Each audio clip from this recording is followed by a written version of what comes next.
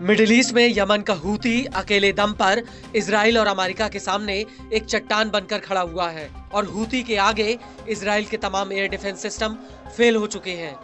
Houthi लाल सागर से लेकर तेल अवीव तक ऐसे ऐसे हमले कर रहा है जिनका तोड़ ना तो अमेरिका के पास है और ना ही इजराइल के पास। तेल अवीव के भीतर रोजाना हूती की मिसाइलें गिर रही हैं। रात के वक्त जब लोग बिस्तर पर सोने जाते हैं तो उस वक्त हूती के हमलों की वजह से पूरा तेल अवीव हवाई हमलों के सायरनों से गूंज उठता है।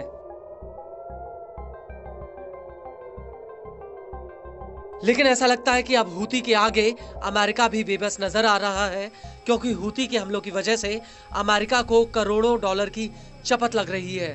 हूती की छोटी छोटी मिसाइलें अमेरिका के अरबों डॉलर्स के ड्रोन्स का शिकार कर रही हैं और अब इसी कड़ी में हूती ने अमेरिका के ताकतवर MQ-9 रीपर ड्रोन को यमन के मारिब प्रांत में मार गिराया है।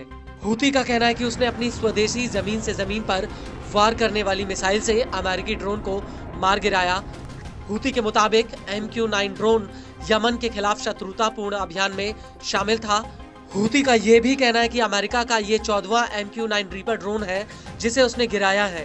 बड़ी बात यह है कि हूती के प्रवक्ता ब्रिगेडियर जनरल याह्या सारी ने इस हमले की पुष्टि कर दी है।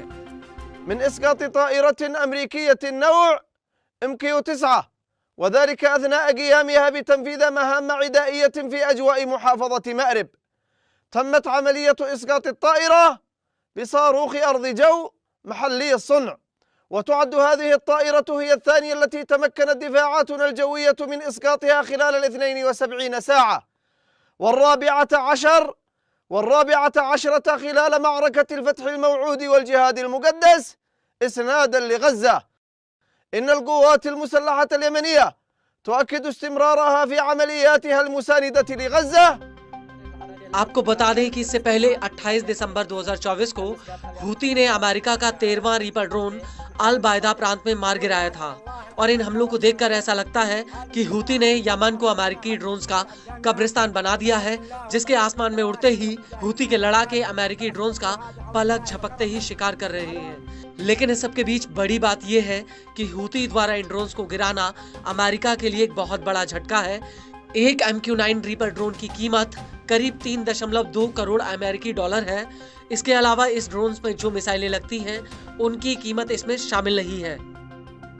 इसको लेकर यमन की न्यूज एजेंसी अल मसीरा का कहना है कि हूती के अमेरिकी ड्रोन्स पर हमले की वजह से पेंटागन को कम से कम 41.6 करोड़ डॉलर का नुकसान हुआ है। अल मसीरा का यह भी कहना है कि नवंबर 2024 में एक अमेरिकी रिसर्चर ने अनुमान लगाया था कि हूती के हमलों की वजह से अमेरिका को 4.86 अरब डॉलर का नुकसान हुआ था।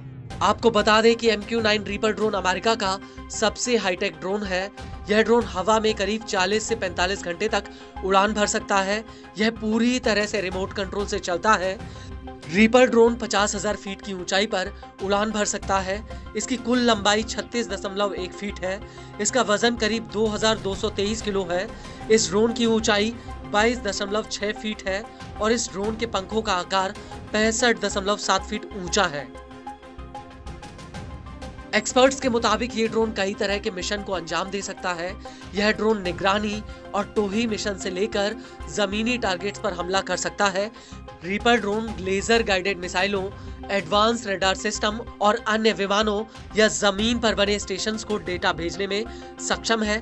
इस ड्रोन में हाई रेजोल्यूशन कैमरे लगे हैं। साथ ही यह 360 डिग्री के रेडियस तक स्कैन कर सकता है। यह खराब मौसम में 45,000 फीट की ऊंचाई तक उड़ान भर सकता है। यह करीब 40 घंटे तक हवा में बने रह सकता है।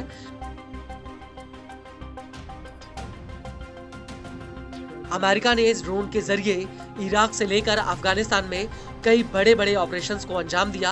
अमेरिका ने रीपर ड्रोन से ही इराक की राजधानी बगदाद में 3 जनवरी 2020 को ईरानी सेना के कमांडर कासिम सुलेमानी को ढेर कर दिया था।